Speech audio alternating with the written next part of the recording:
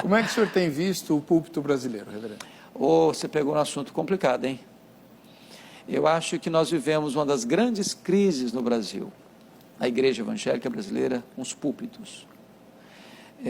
Rasos, muitos rasos, outros que perderam a sua finalidade de transmitir com fidelidade a palavra de Deus. A maior necessidade da igreja evangélica brasileira é de uma restauração dos púlpitos, é de que os púlpitos voltem para as Escrituras, é que os púlpitos voltem a afirmar, assim diz o Senhor. Nós precisamos de um reavivamento nos púlpitos. Por quê? Porque se o púlpito não está aliançado com a fidelidade à palavra de Deus, quanto mais se prega, pior fica.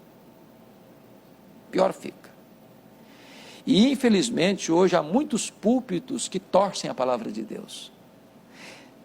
Preocupantemente, às vezes até conscientemente, para alcançar determinadas, ou atingir determinados interesses pessoais ou vantagens pessoais.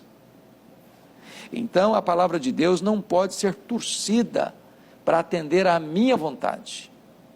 A palavra de Deus precisa ser transmitida com integridade, com fidelidade. É por isso que nós fazemos, é um termo que nós usamos muito, mas talvez os nossos telespectadores não podem entender por completo, é a palavra exegese. Você vai para o texto para tirar do texto o que está no texto. Eu não vou para o texto para impor ao texto as minhas ideias. Eu vou para o texto para tirar dele o que está lá. Porque Deus não tem compromisso com a palavra do pregador. Deus tem compromisso com a sua palavra. O que tem a promessa de não voltar vazia não é a palavra do pregador. É a própria palavra de Deus. Quando o pregador não prega a palavra de Deus, ele se torna um falso profeta. Porque promete em nome de Deus o que Deus não está prometendo, proíbe em nome de Deus o que Deus não está proibindo. Então é gravíssimo. A sua pergunta para mim é soleníssima. Nós estamos precisando de uma restauração, de uma reforma e de um reavivamento nos púlpitos no nosso país. E como fazer isso, reverendo? Porque nós fizemos isso, uma reforma na liturgia, principalmente na parte de música. Eu lembro quando eu era criança, a parte de música era muito desprestigiada na nossa igreja, cantava-se de forma arrastada, né? Os crentes eram chamados de cordeiros por causa do mestre, mestre. Lembra desse? Que é muito bonito, por sinal, mas não é cantado assim, né?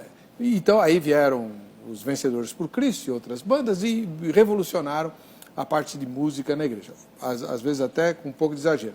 Há cultos em que tem muito mais música do que pregação, né? Por uma razão. Por exemplo, quando a pregação é fraca,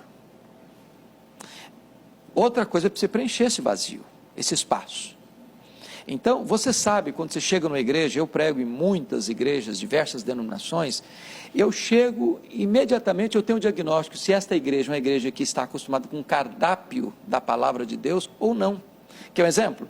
Você chega, abre o texto para pregar, e leia o texto, terminou de ler, o povo faz isso aqui, ó. Você pode saber que essa igreja não está acostumada com Bíblia.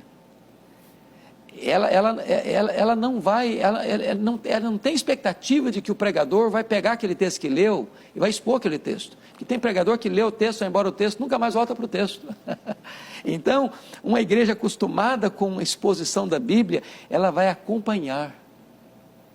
E aí é maravilhoso, porque o pregador, se ele não pregar com fidelidade, o povo vai perceber, não, o pastor está pregando uma coisa aqui que não está aqui. Mas não é isso que o texto está dizendo. Então nós precisamos ensinar o nosso povo a amar a palavra de Deus, expondo a palavra de Deus, para que quando terminar o sermão, o povo não esteja, que pregador fantástico. Não, a questão não é essa, que texto maravilhoso, que verdade gloriosa, que Deus sublime. Então, não vai se encantar com o pregador, vai se encantar com a pregação. Amém, glória a Deus.